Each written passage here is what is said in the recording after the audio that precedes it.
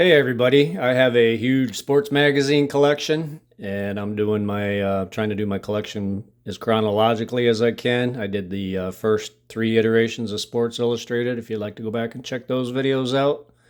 So now I'm up to the first year of Sport Magazine. Got all four issues from 1946 here. And this one was pretty fun for me because I'm a veteran. I was a F-14 mechanic in the Navy. My dad was in the Army. My two grandfathers were in World War II. And all four gentlemen on these covers were veterans. So this one was a lot of fun. So, of course, this is Joe DiMaggio on the first cover from September 1946 with Joe Jr. And I don't have to say much about Joe DiMaggio. Everybody knows his story. I'll just show you real quick that this was, I read this book about 20 years ago, but this was a really good book. Richard Ben Kramer's a really good author. And so this is Glen Davis and Doc Blanchard. Played halfback and fullback for West Point from 1946 to 44 to 1946, where they won the national championship each year. They formed one of the most lethal rushing tandems in football history. Doc's nickname was Mr. Inside, and Glen's nickname was Mr. Inside. Glen averaged over 8.5 yards per carry for his career, and he averaged 11.5 yards per carry in 1945.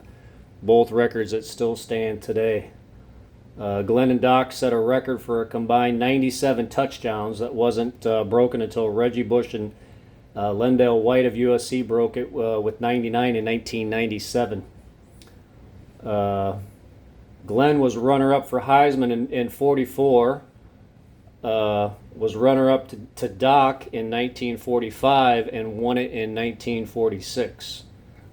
In 2007, ESPN ranked Glen the 13th best player in college football history. After serving his military commitment, he joined the LA Rams in 1950, made the Pro Bowl that year, and also scored the first touchdown in the 1950 championship game on an 82-yard reception. But the Rams narrowly lost that game, but won it the next year.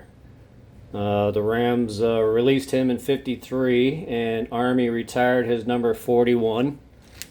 And so this is Doc Blanchard, nicknamed Doc, Little Doc, because his dad was a doctor. After beating Notre Dame in 1944, 59-0, Notre Dame coach said, "I've just seen Superman in the flesh." He wears number 35 and goes by the name Doc Blanchard. He was the first junior to ever win the Heisman in 1945. He was chosen third overall in the 46th draft by the Steelers, but had to fulfill his military commitment, where he went on to become a fighter pilot and retired a colonel. After retirement, he went on to become the commandant of cadets at the New Mexico Military Institute. Army retired his number 35, and they were both on Time magazine together in 1945 as well. Excuse me. So this is Johnny Lujack. He was the quarterback from Notre Dame from 1943 to 47, broken up by 2 years of military service in 44 and 45, where he served in the Navy, hunting German U-boats. He won championships with Notre Dame in 43, 46, and 47, and won the Heisman in 47. He went on to play for the Bears from 48 to 51, and in the final game of the 49 season, he threw 6 touchdowns and a then record 468 yards against the crosstown rival Chicago Cardinals. He left the Bears after 4 years and returned to Notre Dame as an assistant coach for 2 years. Coach Leahy, wanted him to become the head coach of Notre Dame, but they went with Terry Brennan. And after that, Lujack went on to went into a car dealership biz with his father-in-law in Davenport, Iowa. So this one was a really interesting story, and pretty interesting for me because I didn't know anything about Tom Harmon. But this guy's, I'd say he's got the most interesting story out of all of them. So he grew up in Gary, Indiana, just a few miles from where I grew up. Pretty tough steel mill town, just outside of Chicago. It's a Beirut bombed out of a city. It's just as down on its luck as Detroit. Anyhow, Tom received 14 varsity letters in 10 different sports in high school. He won the Indiana State Championship in the 100-yard dash with the 9.9 and threw 2 no-hitters on his high school baseball team. While at Michigan, he won the Heisman in 1940, scored 33 touchdowns, breaking Red Grange's record at 31, and led the nation in scoring in 2 consecutive seasons, a record that still stands today. In 2007, ESPN ranked Tom the 16th best college player of all time.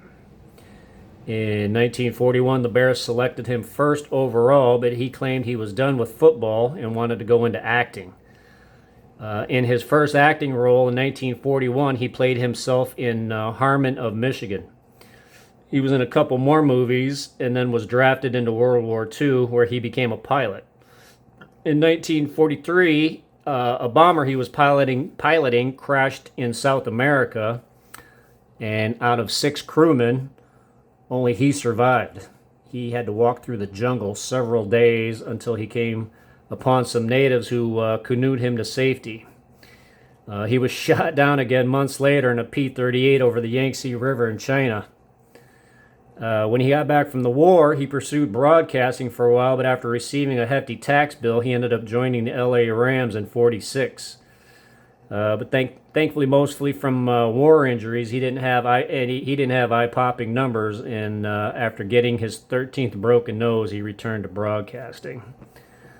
After the '47 season, he had several broadcasting jobs in his career, including being the play-by-play announcer for the first televised Rose Bowl in '52, which was also the first nationally televised college game.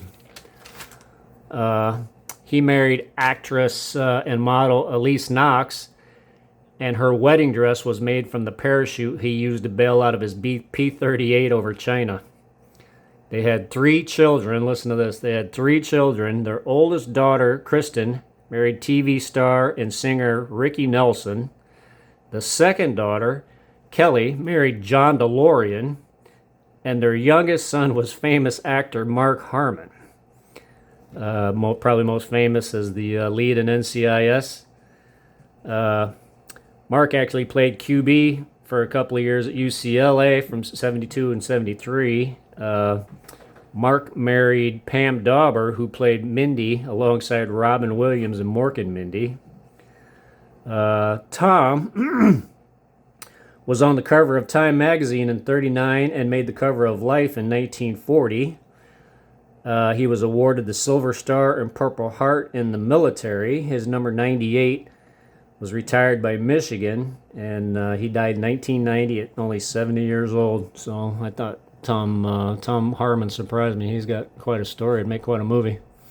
So, all right, folks, that's all 4 issues from Sport Magazine from 1946. I'm probably gonna go ahead and just do a short after this one. Seems like more people watch shorts, so I'll do a short on this one.